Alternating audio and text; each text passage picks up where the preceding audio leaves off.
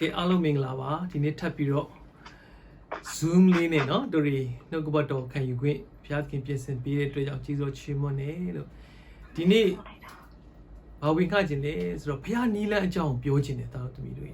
ဘုရားနီလန်း divine ways เนาะဘုရားနီလန်းဆိုတာကသင်ယူရတယ်နှုတ်ကပတ်တော်တုံ့တင်မှုအပြင်ဒီနေ့တို့တွေဘုရားနီလန်းကိုလေ့လာဖို့ခေါင်းစဉ်လေးကို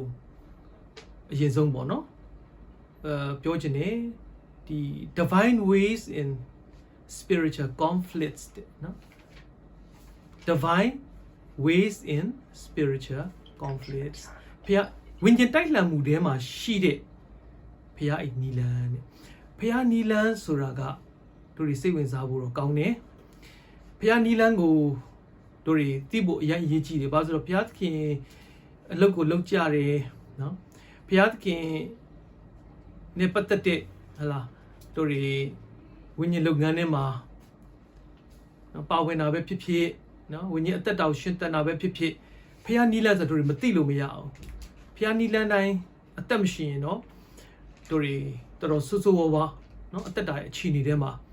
လောကီနီးလန်းဆိုတာအမြဲတမ်းပျက်စီးခြင်းမှာအဆုံးသတ်တယ်လीဆိုတော့ဖျားနီးလန်းတို့တင်ကိုတင်ယူဖို့လိုတယ်ဒါဖျားနီးလန်းကဘယ်ထက်မှတင်ယူရတာလဲဆိုတော့ဝိညာဉ်တိုက်လှန်မှုတွေမှာတင်ယူရတာဝိညာဉ်တက်တာထဲမှာကြုံတွေ့ရတဲ့နော်ဟိုဒုက္ခအခက်ခဲတွေတားဆီးတွေနှောက်ယှက်တွေအဲ့ဒီပြဿနာအခြေအနေနော်အခက်ခဲမှုမျိုးမျိုးတွေမှာဒီဖျားနီလန်းတို့တွေတင်ယူရတာဖြစ်တယ်ဆိုတော့ဖျားနီလန်းကိုတို့တွေဟိုနားလည်ဖို့တော့လိုတယ်အခက်ခဲဒုက္ခပြဿနာတွေ့တဲ့အထဲထဲမှာလောကီနီလန်းနဲ့လေတို့တွေဖြည့်ရှင်းတတ်တယ်ဖျားနီလန်းနဲ့လေတို့တွေနော်ဟိုအတွေ့အကြုံလေးတွေကိုရယူဖို့ရှိတယ်ဆိုတော့အများဆုံးအဖြစ်တော့လူကအခက်ခဲပြဿနာဒုက္ခအခက်ခဲနော်ဆင်းရဲခြင်းဆိုတဲ့ပြဿနာတွေကြုံပြီဆိုရင်ဟို question ဖြစ်တာပဲ question မဖြစ်တဲ့သူဘယ်သူမှတော့မရှိပါဘူးမိကွန်းနေထွက်တာလားပေါ့နော်ဘာကြောင့်ဖြစ်တာလဲဒါဘာကြောင့်လဲနော်ဟိုငါမှဖြစ်ရတာလားဘုရားနဲ့တွားရတာနဲ့ဘာဖြစ်လို့ဖြစ်တာလဲဆိုတဲ့အတွေ့အကြုံတွေပေါ့နော်ဒီမေးခွန်းတွေပေါ့နော်ဒီမေးခွန်းတွေကဖြစ်လာတတ်တယ်လीဆိုတော့ဒီခြေနေထဲမှာဘုရားသခင်တင်နေတာဖြစ်တယ်ဝိညာဉ်တိုက်လှန်မှုဆိုတာကနော်ကိုယ့်ရဲ့အသက်တာထဲမှာကြုံရတဲ့ဘုရားသခင်စစ်ဆေးမှုလည်းဖြစ်တယ်အသက်တာစစ်ဆေးမှုဖြစ်တယ်နောက်တစ်ခုကအသက်တာထဲမှာလိုအပ်နေတဲ့ဝိညာဉ်ရေးရနဲ့ပတ်သက်တဲ့နော်လိုအပ်မှုလေးတွေဘုရားသခင်ဖြည့်ဆည်းပေးခြင်းလေးတွေခံစားရဖို့လည်းဖြစ်တယ်။ဒါကြောင့်ဒီမိခွန်းတွေဖြစ်တတ်ပြီမယ်လို့နော်ဘုရားသခင်ရဲ့နီလန်းဆိုတာကရှင်းရှင်းလင်းလင်းဖြစ်တယ်။ဘုရားသခင်ရဲ့သင်ပေးတဲ့အရာဘုရားသခင်တွင်တင်မှုကိုနားလည်သွားရင်သူကဒီပြဿနာမရှိတော့ဘူးပေါ့နော်။ဒီမိခွန်းတွေရှုပ်ထွေးမှုတွေကိုနော်မဖြစ်တော့ဘူးဆိုတာကိုနားလည်ရတယ်။ပထမဆုံးအခြေပြုကျမ်းပိုက်ကလေးကိုတစ်ပေခန်းကြီး1အငယ်20မှာအခြေပြုကျမ်းပိုက်ကလေးရွေးထားတယ်အဲ့ဒါလေးကိုဖတ်ကြည့်ပြီးတို့တွေနော်ပထမဆုံးဒီဝိညာဉ်ရေးရနဲ့ပတ်သက်တဲ့စီတာနှောက်ယှက်မှုတွေဂျားထဲမှာဘုရားသခင်ရဲ့နီလန်းပေါ့နော်အဲ့ဒါလေးကိုတို့တွေစဉ်းစားရအောင်တစ်ပေခန်းကြီး2အငယ်20တစ်ပေခန်းကြီး2အငယ်20ကိုအပြစ်ကြောင့်ဒဏ်ခံရသောအခါတီးခံလင်အဘယ်ချီးမွမ်းစရာရှိသနည်းကောင်းမှုစွာပြု၍ဆင်းရဲခံရသောအခါတီးခံလင်ဖျားခင်ရှိတော်၌ကျေးဇူးရှိ၏ကိုယ့်ရဲ့အမှားကြောင့်ကိုယ့်ရဲ့အပြစ်ကြောင့်နော်ဒုက္ခခံရတဲ့အခါမှာဘာချီးမွမ်းစရာရှိတယ်လဲဘာချီးမွမ်းစရာမရှိဘူးကိုယ့်အမှားကြောင့်ဖြစ်တဲ့နော်ဒဏ်ခံရတဲ့အရာလေးတွေပေါ်တီးခံတာနော်ဘာမှချီးမွမ်းစရာမရှိပါဘူးတဲ့ဒါမဲ့တဲ့နော်ကောင်းမွန်စွာပြု၍ဆင်းရဲခံရသောအခါတီးခံလျင်ဘုရားခင်ရှိ၌အကျိုးကျေးဇူးရှိတယ်နော်ဆိုတော့ commendable before God ဒီဒါ commendable before God ဆိုတာကဟလာဒါက commendable ဆိုတာကဟိုသူကချီးမွမ်းစရာပေါ့နော်ချီးမွမ်းစရာသူ့ရဲ့အရေးအချင်းလေးတွေကိုသူထုတ်ဖော်ပြီးတော့ဘုရားသခင်ကနော်ချ ချီးမြှောက်ခြင်းပါပဲ commendable ဆိုတော့နော်ကိုအပြစ်ကြောင့်ခံရရင်ဘာအကျိုးမရှိဘူးတဲ့ဆိုတော့ကိုအပြစ်ကြောင့်မဟုတ်ဘူးဝိညာဉ်အကျိုးအတွက်ဘုရားသခင်ပေးတွေ့တဲ့ဆင်းရဲဒုက္ခဆိုတာကတော့ရှိသေးတယ်တဲ့အဲ့ဒါတော့ဝိညာဉ်အကျိုးအတွက်ဘုရားသခင်ပြင်ဆင်ပေးတဲ့အတွေ့အကြုံဖြစ်တယ်ဝိညာဉ်အတွေ့အကြုံလို့လည်းခေါ်ပါတယ်အဲ့ထက်မှတီးခံရရင်နော်ဒီဝိညာဉ်အတွေ့အကြုံကိုတီးခံရင်ဘုရားသခင်ရှေ့မှာအကျိုးကျေးဇူးရှိတယ်တဲ့နော်ဆိုတော့အပြစ်ကြောင့်ခံရတဲ့အရာတော့ဘာမှချီးမွမ်းစရာနော်မရှိပေမဲ့လို့ဝိညာဉ်အကျိုးအတွက်ဘုရားသခင်ပြင်ဆင်ပေးထားတဲ့ဆင်းရဲဒုက္ခအတွေ့အကြုံဆိုတာလည်းရှိသေးတယ်ဒါလေးတွေယုံကြည်သူတွေမဖြစ်မနေကြုံတွေ့ရမယ့်အရာပဲဖြစ်တယ်လူတွေကတော့များသောအားဖြင့်အကောင်းပဲပြောချင်တာပေါ့နော်ဘုရားနဲ့ပတ်သက်တဲ့အရာဘုရားသခင်ဘာပေးမယ်ညာပေးမယ်ပေါ့ဘုရားချီးမြှောက်မယ်ဘုရားကောင်းကြီးပေးမယ်ဆိုလူတွေကြိုက်တာပေါ့အကောင်းကြီးပဲကြိုက်တာဘုရားဘက်ကလုပ်ပေးမယ့်အရာ God side ပေါ့နော် God side ကိုပဲပြောတာများတယ်ဘုရားကဘာလုပ်ပေးမယ်ညာလုပ်ပေးမယ်ပေါ့နော်ဘုရားသခင်ဘယ်လိုဂတိရှိတယ်ပေါ့ကောင်းပါတယ်ဘုရားသခင်ပေးမယ့်ဂတိတော်တွေလေးကောင်းပါတယ်တိုးတော့ man side ကိုကျတော့လူတွေကတိတ်မပြောဘူးလीနော် man side ကမပြောလို့မရဘူးလူတွေလှုပ်ဆောင်မယ့်အရာလူတွေနဲ့ပတ်သက်တဲ့နော်ရင်ဆိုင်ရမယ့်အရာတုံ့ပြန်ရမယ့်အရာနော်ခံယူရမယ့်အရာဒါခံရမယ့်အရာတော့လိုသေးတာဟုတ်နော်ဆိုတော့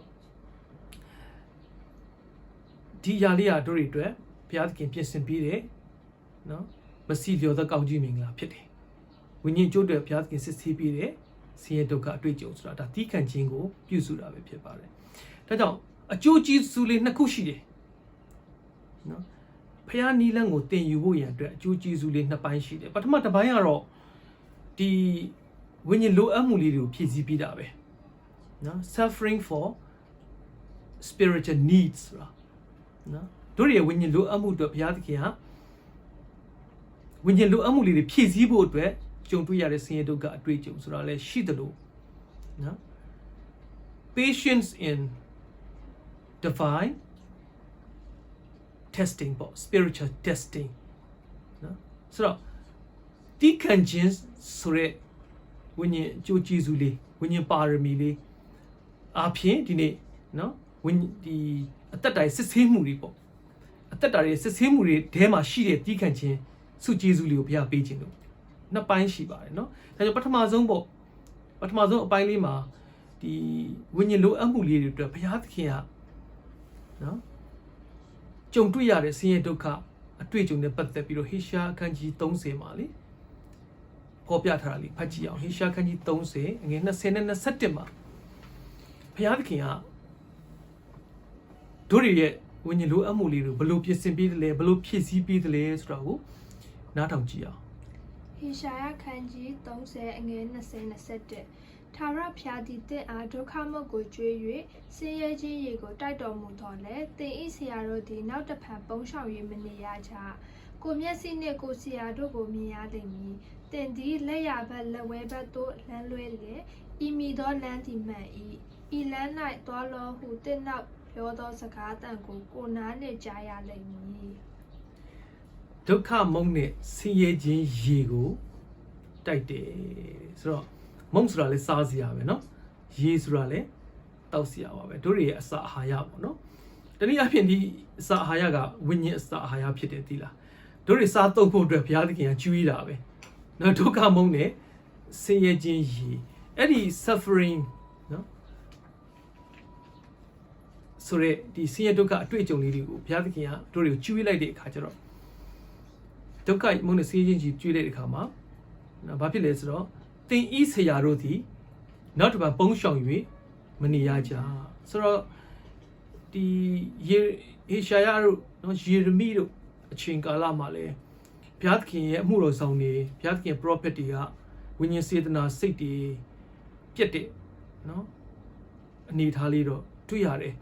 ဘုရားသခင်နှုတ်ကပတ်တော်မှာပြောချင်စိတ်မရှိတော့ဘူးလူတွေရဲ့ယက်တည်မှုနော်လူတွေရဲ့ဘုရားသခင်လူမျိုးတော်ရဲ့နော်တုံ့ပြန်မှုကဘုရားပေါ်မှာတုံ့ပြန်တဲ့စိတ်ထားလေးတွေမမှန်ဘူးဘုရားဘက်မှာပေါ့နော်သူတို့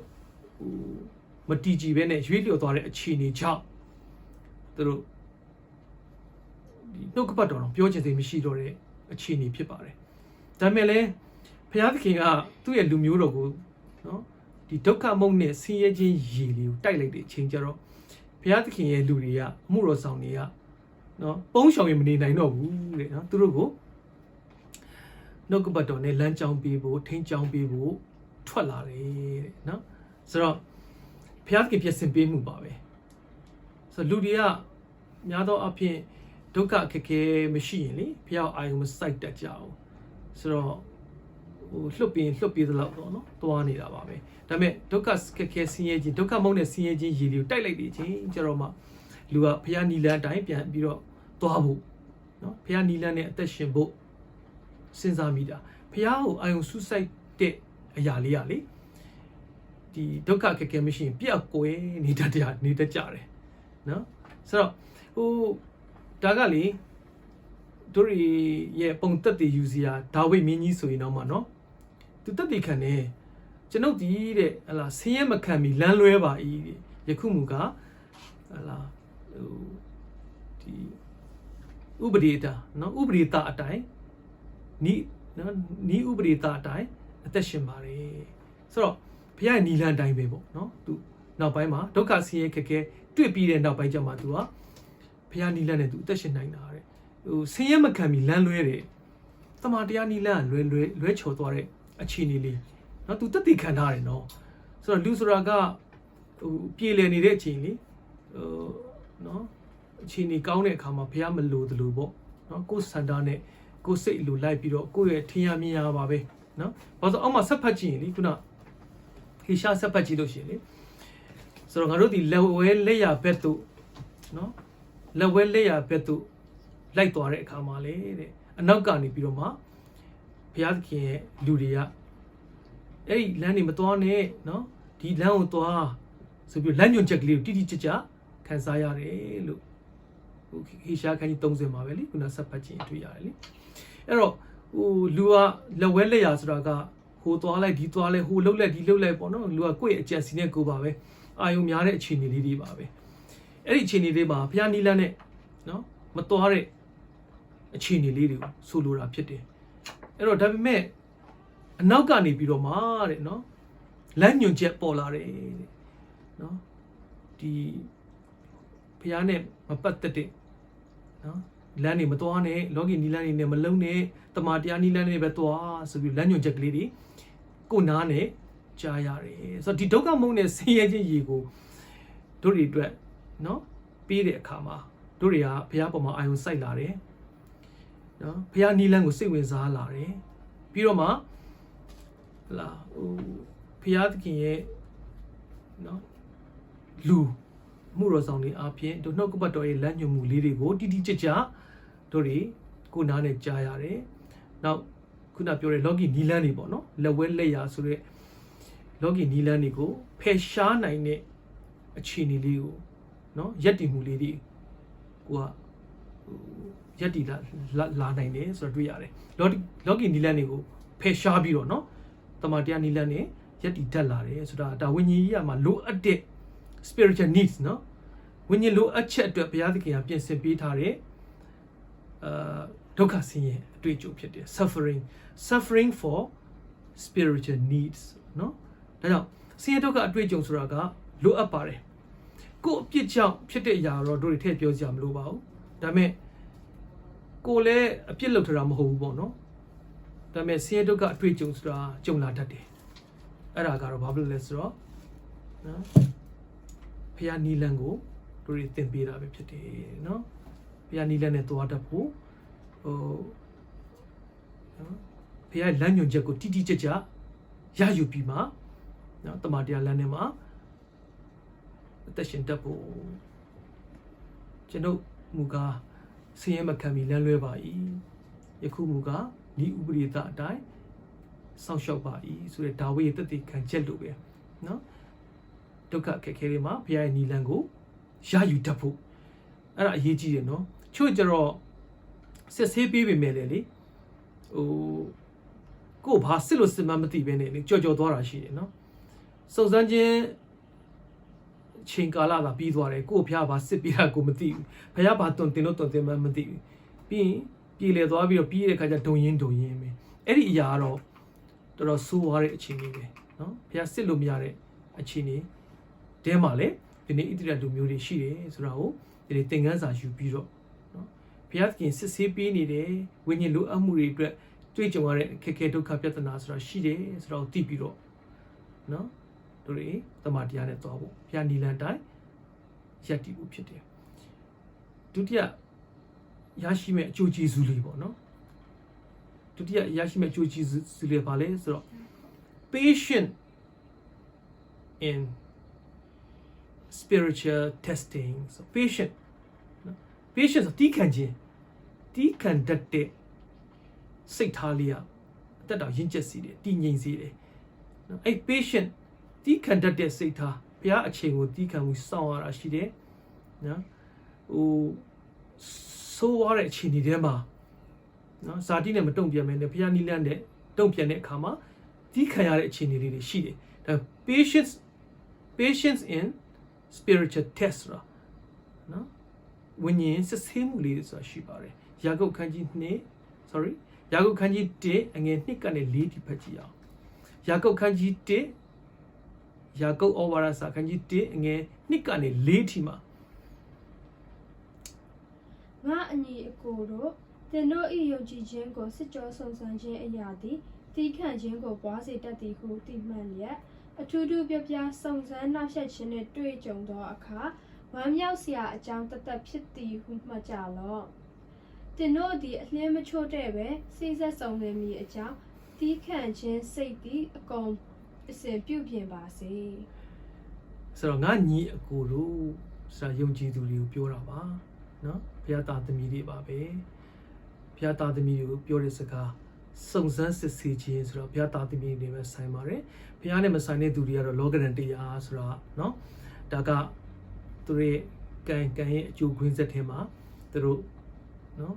ဖြစ်ခြင်းလို့ဖြစ်နေတဲ့အခြေအနေလေးတွေပါဒါပေမဲ့စုံစမ်းနှောက်ယှက်ခြင်းဆိုတာကတော့ဖြစ်ခြင်းလို့ဖြစ်တာမဟုတ်ဘူးဘုရားအခွင့်ပေးတဲ့အတိုင်းဖြစ်တာဘုရားသခင်ကခန္ဓာရှိသလောက်ပဲအခွင့်ပေးတယ်နော်ဆိုတော့ယုံကြည်ခြင်းကိုစစ်ဆေးပေးတယ် life မှာလေအမြဲတမ်းယုံကြည်ခြင်းကအတက်ကြအနေမြင့်ရှိတယ်ချို့ယုံကြည်ခြင်းတော့မှတင်မောပြတ်တယ်လို့ကျမ်းစာထဲမှာရေးထားတယ်တိမောသီမှာဆိုလေ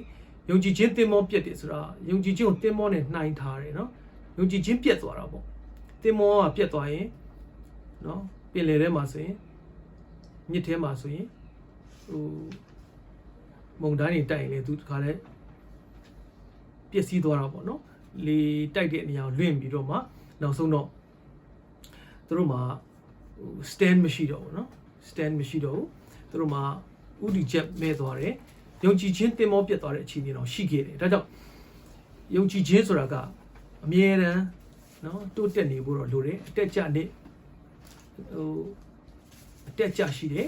เนาะပြတ်တက်တယ်ဆိုတာလေးကိုနားလည်ရတယ်သင်တို့ယုံကြည်ခြင်းကိုစစ်ဆေးပေးတဲ့အခါမှာစိတ်မပြတ်နဲ့တဲ့เนาะယုံကြည်ခြင်းကတီးခံခြင်းကိုဒီစုံစမ်းစစ်ဆေးခြင်းကတီးခံခြင်းကိုပွားစီတယ်နော်ဆိုတော့တင်တို့ဒီအလျင်းမချို့တဲ့ပဲစိစက်စုံလင်မြင့်အကြောင်းတီးခံခြင်းစိတ်ဒီအကုန်စင်ပြုပြင်တော်မူပါစေဆိုတော့အလျင်းမချို့တဲ့ဘူးအရာရာမှာစိစိဆက်ဆက်နော်အသေးဖွဲလေးအစရင့်ကျက်ဖို့နော်စုံလင်ဖို့ပြည့်စုံဖို့စုံလင်ရင့်ကျက်ပြည့်စုံတဲ့အသက်တာရှိဖို့ဒီတီးခံတဲ့စိတ်ကပြုပြင်သွားတာဖြစ်တယ်ဆိုတော့စုံစမ်းခြင်းဆိုတဲ့ဒီ testing ပေါ့နော်ဆင်းရဲဒုက္ခအတွေ့အကြုံတွေမလာဘဲနဲ့တို့တွေတီးခံခြင်းဆိုတာဘလို့မှသင်ယူလို့မရအောင်တီးခံခြင်းဆိုတော့တို့တွေအများနဲ့သင်ယူရတာပဲတို့တွေ life ထဲမှာလေ daily နော်ဟိုဒီ experience ပေါ့နော်နေ့တိုင်းတို့တွေသင်ယူနေရတယ်တီးခံခြင်းဆိုတာကိုယ်မဟုတ်တာလာလုပ်တယ်နော်ကိုယ်မဟုတ်တာလာပြောတယ်နော်ကိုယ့်ရဲ့အရှိမအနှောက်အယှက်အတားဆီးဆိုတာအမြဲတမ်းတို့တွေလောကထဲမှာကြုံနေရတာပဲကိုအိမ်ရှိမှသူများကမော်ဒကားလာရက်ထားတယ်ကိုအပြင်ထွက်မယ်ဆိုရင်ခက်ခဲတယ်ဟလာအကျဉ်းချင်းချုပ်လိုက်ရှေ့တိုးလိုက်နောက်ဆုတ်လိုက်အမျိုးမျိုးပေါ့နော်ဟလာကိုအိမ်ကနေပြီးတော့ကားထွက်ဖို့တော့မှနော်ကားထွက်ဖို့တော့မှ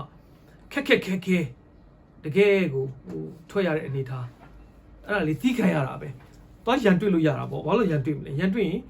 အသက်တာမှာမရင်ကျက်တော့ဘူးနော်ဆိုတီးခံခြင်းဆိုတာနော်အဲ့ဒီအတွေ့အကြုံတွေနေ့တိုင်းသင်ယူနေရတာပဲ နော်ကားမောင်းတဲ့သူတွေကတော့လမ်းထွက်တာနဲ့အတိကန်ချင်းပါပဲအမျိုးမျိုးရှိတာပဲဟုတ်တယ်မလားနော်အဲ့တော့လူတိုင်းမှာတော့အခြေအနေလေးတွေတယောက်တည်းမတူညီတဲ့အခြေအနေလေးတွေတီးခံရတဲ့အခြေအနေလေးတွေရှိပါတယ်နော်တီးခံရတာပဲတီးခံတဲ့အခါမှာဘာရလဲဆို majority နော်စုံလင်ရင်းချက်တဲ့တီတီငြိမ်ငြိမ်ဖြစ်လာတယ်အသက်တာမှာပြဿနာဆိုမတုံ့လို့တော့ဘူးတခုခုဆိုရင်တီတီကြီးနဲ့တီတီငြိမ်ငြိမ်နဲ့ကြော်လွှားနိုင်တယ်ဖြည့်ရှင်းနိုင်တယ်နော်စေ့ဆက်စုံလင်တယ်ဆိုတော့အသက်တာမှာဘာမှလိုအပ်မှုမရှိရအောင်ပြေဝတဲ့စုံလင်တဲ့အသက်တာကိုတက်လှမ်းနိုင်တာဒါ testing ပါပဲ spiritual test ပါပဲเนาะအဲ spiritual test အဖြစ်မဲ့တီးခံခြင်းဆိုတဲ့ပါရမီလေးကိုတို့တွေကဟလာလေ့ကျင့်ရတာဖြစ်တယ်เนาะပါရမီလေးရင့်တက်လာဖို့အတွက်လေ့ကျင့်ရတာဖြစ်ပါတယ်ဒါကြောင့်ဒီအကျိုးကျေးဇူးလေးတွေရှိပါတယ်ဆင်းရဲဒုက္ခအတွေ့အကြုံတွေထဲမှာလေเนาะဆိုတော့ရှေးကတော့တန်ရှင်းသူတွေဘယ်လိုသွားလဲဘယ်လိုယုံကြည်တယ်လဲဘယ်လိုတီးခံတယ်လဲနော်ဘယ်လိုတက်တာချင်းရတယ်လဲဆိုတာကနော်ယောမ15မှာဆိုရင်လေသူတို့ပုံသက်တွေသူတို့ဘယ်လိုမျှော်လင့်ခြင်းနဲ့ရက်တီခဲ့တယ်လဲဆိုတာကနော်တို့တွေလည်းသင်ယူရတယ်တို့လည်းအခုကြားရပါတယ်ရှေးအနာဂတ်ရှေးကတန်ရှင်းသူတွေဘယ်လိုဘုရားနီးလန်းနဲ့မျှော်လင့်ပြီးတော့အသက်ရှင်တယ်လဲဘယ်လိုတီးခံတယ်လဲဘယ်လိုတက်တာချင်းရတယ်လဲတို့တွေအများနဲ့ဖတ်ရတဲ့ကြားရတဲ့သင်ရတို့တော်လေ live မှာသူတို့ရဲ့ယက်တီမှုကတတ်ပဲကိုယ့်ရဲ့ယက်တီမှုကတတ်ပဲဖြစ်နေတတ်တဲ့အခြေအနေလေးဟာသူတွေနော်တော်တော်လေးဆိုးရတဲ့အခြေအနေပါပဲဆိုတော့ဒါလေးပြန်သတိပြုဖို့တိုက်တွန်းခြင်းနဲ့သတိပေးခြင်းနဲ့ပေါ့နော်သတိပေးခြင်းနဲ့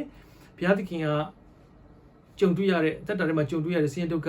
အတွေ့အကြုံဆိုတော့အလကားတော့မဟုတ်ဘူးဝိညာဉ်လိုအပ်မှုလေးတွေကိုဖြည့်ဆွတ်ဖို့ဖြစ်တယ်လို့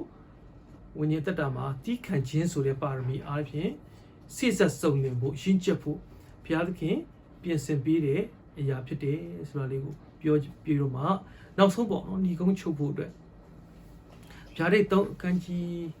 ဗျာဒိတ်ခန်းကြီး3အငယ်10ကိုဖတ်ကြည့်အောင်နော်ဗျာဒိတ်ခန်းကြီး3အငယ်10ဗျာဒိတ်ခန်းကြီး3ငယ်10သင်၏အကျင့်ကိုငါသိ၏အပေသူများမပိတ်နိုင်သောတကားကိုသင်ရှိ၌ငါဖွင့်ထားပြီးကြောင်းမူကသင်သည်အနှဲငယ်သောခွန်အားရှိသည်နှင့်ငါ၏နှုတ်ကပတ်ကိုစောင့်ရှောက်ခဲ့ပြီဒီဒါကဖိလက်ဒေလဖိမြို့မှာရှိတဲ့အသင်းတော်လေးကိုနော်တိုက်တွန်းတဲ့နှိုးဆော်စာလေးပါပဲဒါပေမဲ့ဒီမြို့မှာရှိတဲ့ယုံကြည်သူတွေကိုတိုက်တွန်းသလိုဒီနေ့စုံစမ်းနှောက်ယှက်ခြင်းအတွေ့အကြုံထဲမှာအနှဲငယ်သောခွန်အားလေးနဲ့နော်ဘုရားရဲ့နှုတ်ကပတ်တော်ကိုစောင့်ရှောက်တာဘုရားစကားနားထောင်တဲ့ယုံကြည်သူတိုင်းနဲ့သက်ဆိုင်ပါတယ်အောက်မှာဆက်ဖတ်ကြည့်မယ်ဆိုရင်တော့ဒီစုံစမ်းခြင်းအချိန်ကာလဟာတစ်ကမ္ဘာလုံးလောကီနိုင်ငံအရရမှာစုံစမ်းခြင်းကြုံရတဲ့အချိန်မှာဘုရားသူ့ကင်မယ်တဲ့နော်ဗိမာန်တော်မှာတိုင်ဖြစ်စီမယ်ထိုတိုင်မှာကပီးထိုးထားမယ်ဆိုပြီးတော့မှဘုရားသခင်ကနောက်ပိုင်းအနာဂတ်မှာရမယ်ဆုလက်ကလေးတွေလည်းအောက်မှာနော်9:30မှာဆက်ပြောထားတွေ့ရပါတယ်အဓိကတော့ဒီအငယ်8ကိုပြောချင်တာပါလေဆိုတော့လေအနှဲငယ်သောခွန်အားရှိတဲ့နဲ့ဘုရားသခင်ရဲ့နှုတ်ကပတ်တော်ကိုစောင့်ရှောက်တဲ့အတွက်ကြောင့်ဘာချိုးကျေးဇူးရလဲဆိုတော့ဘယ်သူများမပိတ်နိုင်သောတကားကိုသင်ရှိမှငါဖွင့်ထားတယ်နော်ဘယ်သူမှမပိတ်နိုင်ဘူးတပါတရားနဲ့သွားတဲ့သူအတွက်ကအများနဲ့လမ်းကြောင်းပွင့်တယ်တမန်တရားနဲ့သွားမှဒီလမ်းဘုရားရဲ့ဖွင့်ထားတဲ့လမ်းကိုတွေ့ရတာနော်ဘုရားနီလမ်းတမန်တရားနီလမ်းကိုတို့တွေရှင်းရှင်းလင်းလင်းနော်တမန်တရားရဲ့အကျိုးကျေးဇူးခံစားရတယ်လို့ပြောလို့ရတယ်နော်အကျိုးကျေးဇူးဘုရားနဲ့သွားတဲ့သူတမန်တရားနဲ့သွားတဲ့သူဘုရားနီလမ်းနဲ့နော်ကြော်ဖြတ်တဲ့သူအတွက်ကတဲ့နော်အမြဲတမ်းတကားဖွင့်ထားတယ်ဆိုတော့ထွက်ပေါက်ရှိတယ်သူ့မှာအမြဲတမ်းဖခင်ရဲ့မဆာမှုနီလန်ဖခင်ရဲ့ပံ့ပိုးမှုနီလန်ကအမြဲတမ်းသူနဲ့အတူရှိတယ်ဆိုတော့တွေ့ရတယ်ဘသူပဲပိတ်ပေါ့နော်ဘသူပဲတာစီပဲဘလောက်ပဲဖြစ်ရှိဘလောက်ပဲနော်စီတာနှောက်ယှက်မှုတွေရှိပါလေစေသူ့အတွက်အမြဲတမ်းဘုရားသခင်လမ်းဖွင့်ပေးတဲ့ခေပေါက်တစ်ခုကအမြဲတမ်းရှိတယ်ဆိုတော့ဒီဂတိတော်အရာတွေ့ရတယ်နော်ဒီနှုတ်ကပတ်တော်အရာအနှဲငယ်သောခွန်အားရှိတဲ့နဲ့ငါဤနှုတ်ကပတ်တော်ကိုစောင့်ရှောက်ခဲ့ပြီဆိုတော့တိတ်တော့ခွန်အားရှိလို့တော့မဟုတ်ဘူးနော်ခွန်အားဖျားပြည့်တဲ့ခွန်အားလေးနည်းငယ်လေးပါပဲ ဆိုလူဆိုတာလာ stress တွေများလာပဲဖြည့်ဆည်းမှုတွေများလာတယ်ဒုက္ခခက်ခဲများလာရင်စိတ်အားလျော့တယ်စိတ်တက်ကြတယ်တခါကျရင်လာဟိုကိုနော်ကိုဝိညာဉ်တက်တာတော့မှကိုဟိုတေလူမတက်ကိုရဲ့ဝိညာဉ်တက်တာတေလူမတက်ဖြစ်တဲ့စုံစမ်းခြင်းအခြေအနေတွေအများကြီးရှိပါတယ်စုံစမ်းခြင်းအခြေအနေပြဿနာအခက်အခဲဆိုတာလေအပြင်ဘက်မှာကြုံရတာမှမဟုတ်ဘူးနော်ဟိုအတွင်းထဲမှာလည်းရှိတယ်ဆိုတာကကိုကူညီမဆရတဲ့တပည့်တွေဘယ်တော့ပဲတွင်တင်ပေါ့နော်သူတို့ဘုရားပေါ်မှာယက်တည်မှုမရှိတော့ဘူးဘုရားအားမကိုဘူးခြားတော့မှားရတဲ့ဩဝါဒတွေနောက်ကိုလိုက်သွားတယ်နော်ဟိုဘယ်တော့ပဲတွင်တင်ပေါ့နော်နားမထောင်တဲ့တပည့်တွေနဲ့ဟိုတွေ့ရတဲ့အခါကျတော့လေစိတ်တက်တည်ကြကိုကူညီရတဲ့ຢာတွေကနော်ဟိုဘာဆက်ပြီးတော့ဘလို့ဆက်ကူညီရမှန်းတော့မသိတဲ့အခြေအနေဟိုးဟေရှာခုန30မှာတွေ့ရလို့ဘုရားသခင်ရဲ့ prophet အေလိယတို့ ယေရမိတို့ဟေရှာတို့လက်ထက်မှာလေပုံးနေတာတင်တော့မတင်ကျင်တော့ဘူးနော်သူတို့ဒီဒါပေမဲ့နှုတ်ကပတ်တော့မပြောဘဲမနေနိုင်ဘူးလေနှုတ်ကပတ်တော့မပြောရင်အထဲထဲမှာလောင်တော်မီးလိုပဲညီးငွေပြီးတော့မှဘုရားသခင်ပြောခိုင်းတာကိုပြောရပြန်တယ်ဆိုတဲ့အခါမှာတချို့အခြေအနေတွေမှာလေအပြင်ဘက်ကကာယနဲ့ပတ်သက်တဲ့ဆင်းရဲဒုက္ခဖြည့်ဆည်းနှိမ့်ဆက်မှုတားဆီးမှုနှောက်ယှက်အတားဆီးချီနှောင်မှုနော်ချုပ်နှောင်မှုဒီအရာတွေမဟုတ်သေးပါဘူးတချို့အခြေအနေတွေမှာစိတ်ဖြည့်ဆည်းမှုတွေကတော်တော်ဆိုးပါတယ်တမန်တော်ရှင်ပေါလုလည်းကြုံရတာပဲနော်ဂလာတိအသင်းတော်တို့ကောရိန္သုအသင်းတော်တို့ဆိုလို့ရှိရင်လေ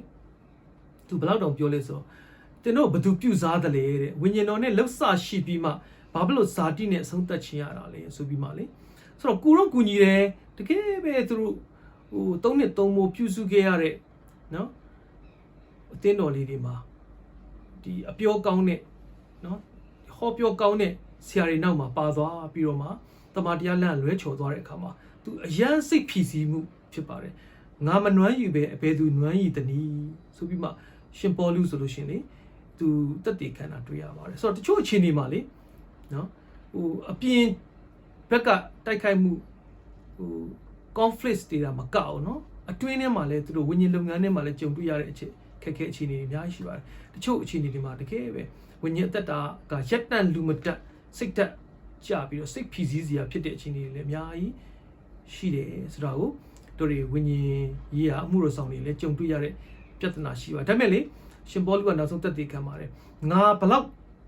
ခံရလဲတိုက်လှန်ခြင်းတွေကိုတဲ့နော်ငါကြီးစွာသောတိုက်လှန်ခြင်းတွေကိုတဲ့ခံခဲ့ရလဲဆိုတာမင်းတို့သိစေခြင်းတဲ့ထိုတိုက်လှန်ခြင်းတွေမှာပညာဗန္ဒာဉာဏ်ဗန္ဒာတွေဖွက်ထားတယ်ဆိုတော့ဖျားနီလန်းနဲ့သူအမှုတော်ဆောင်တက်လာတယ်ဖျားနီလန်းနဲ့ဝိညာဉ်ပညာရှိဆိုကွက်တီလောက်တက်လာတယ်ဝိညာဉ်အလုပ်ဆိုတာကွက်တီလောက်ရတာဖြစ်တယ်ဆိုတော့ရေမျောကန်းတင်နော်ဟိုခေါ်ရင်သွားဒီခေါ်ရင်သွားဟိုဟလာဟိုနော်လောကီနီလန်းနဲ့တချို့လေလောကီနီလန်းနဲ့ပဲကိုအမြင်လေးနဲ့ကိုအထင်လေးနဲ့နော်ဟိုဝိညာဉ်လုပ်ကိုလုပ်ကြတာရှိသလိုချို့ကြတော့လေ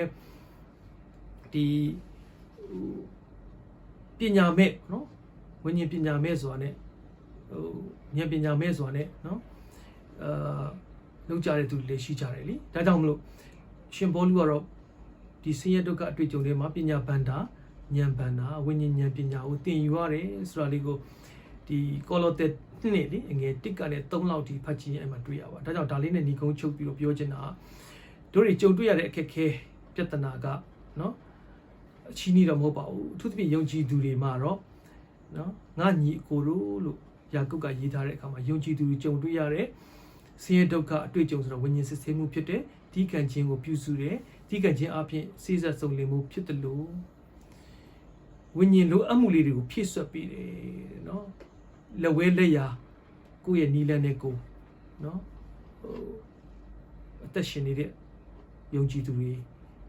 ကိုယ့်ရဲ့လောကီနီးလန်းကိုလောကီအမြင်နဲ့နော်အမှုတော်ဆောင်နေကြတဲ့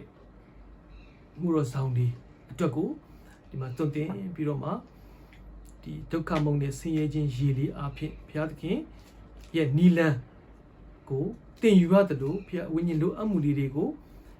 နော်ဖြည့်ဆည်းပေးတဲ့ဘုရားသခင်ရဲ့တမန်တရားနီလန်းလေးကိုဒီနေ့ရောက်စီတိုင်းတင်ယူနိုင်ပါစေ ရရှိနိုင်ပါစေလို့ဝင်းငှချင်ပါတယ်ဖျားကြီးကောင်းကြီးပြပါစေ အာမင်